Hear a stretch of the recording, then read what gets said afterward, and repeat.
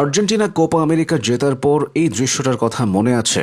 শেষ বাঁশি বাজার সঙ্গে সঙ্গেই সবাই মেসির দিকে ছুটে গিয়েছিল। আর্জেন্টিনা বিশ্বকাপ জেতার পরও এমন দৃশ্য দেখা গিয়েছিল। এবার ওতামেন্দির বুকের এই ট্যাটুর দিকে তাকান। ট্যাটুটা মেসির। ডিপল, লিয়ান্দ্রো পারেদেস, এমিলিয়ানো মার্তিনেজরা মেসিকে প্রচণ্ড ভালোবাসে। টানেল থেকে আর্জেন্টিনা যখন মাঠে প্রবেশ করে সবাই মেসিকে অনুসরণ করে। এক বা দুইবার না, প্রতিবারই মেসির নেতৃত্বে সবাই টানেল থেকে বের হয়। ঠিক কোন কারণে মেসিকে আর্জেন্টিনার বাকি প্লেয়াররা এতটা সম্মান দেয়? মেসি ইতিহাসের অন্যতম সেরা ফুটবলার বলে, কিন্তু ক্রিস্টিয়ানো রোনালদো তো সেরাদের একজন।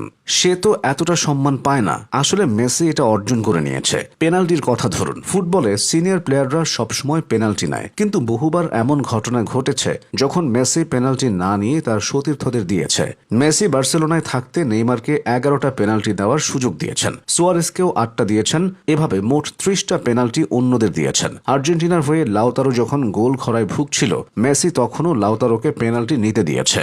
শুধু তাই না, নিশ্চিত গোলের সুযোগ থাকলেও মেসি অনেক সময় সতীর্থদের দিকে বল বাড়িয়ে দেন। এতে অন্যরা আত্মবিশ্বাস পান। এই বিষয়গুলোই মেসিকে বাকিদের থেকে আলাদা করে। 2016 সালে আর্জেন্টাইন ফুটবল ফেডারেশন ভয়াবহ এক আর্থিক সংকটে পড়েছিল। অনেকের বেতন জমে গিয়েছিল। তারা সরাসরি মেসির কাছে সাহায্য চাইলে মেসি তাদের সাহায্য করেন। এই কারণে মেসির প্রতি বাকিদের সম্মান বেড়েছে। এছাড়া আর্জেন্টিনার বর্তমান দলটার বেশিরভাগ প্লেয়ারই মেসিকে আইডল মেনে বড় হয়েছে।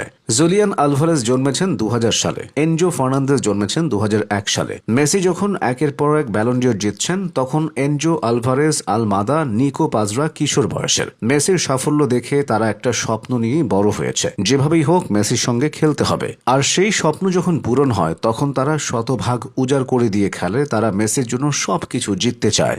আর্জেন্টিনা জার্সিতে মেসির বড় একটা সময় খুব খারাপ গেছে। 2014 বিশ্বকাপ final, 2015 Copa America final, 2016 Copa America final এবং 2019 কোপা আমেরিকার সেমিফাইনাল। প্রত্যেকবার খুব কাছে গিয়েও মেসি খালি হাতে ফিরেছেন। 2014 থেকে 2019 এই সময়টায় মেসি আর্জেন্টিনার মানুষের কাছ থেকে যে পরিমাণ সমালোচনা আর অপমান সহ্য করেছেন, তা অন্য কেউ হলে হয়তো জাতীয় দলই ছেড়ে দিত। দেশের মানুষ তাকে স্প্যানিশ বলে তিরস্কার করেছে। মেসি যতটা বার্সেলোনার, ততটা আর্জেন্টিনার না, এমন কথাও শুনতে হয়েছে। এই জন্য আর্জেন্টিনার তরুণ প্লেয়ারদের মধ্যে সবসময় একটা ক্ষুধা ছিল। এই ক্ষুধাটা মেসিকে সবকিছু জেতানোর ক্ষুধা। 2022 বিশ্বকাপের আগে মেসির জন্মদিনে এমিলিয়ানো মার্তিনেজ কোনো উপহার দেননি। সে মেসিকে বিশ্বকাপ উপহার দিতে চেয়েছিল, দিয়েছেও।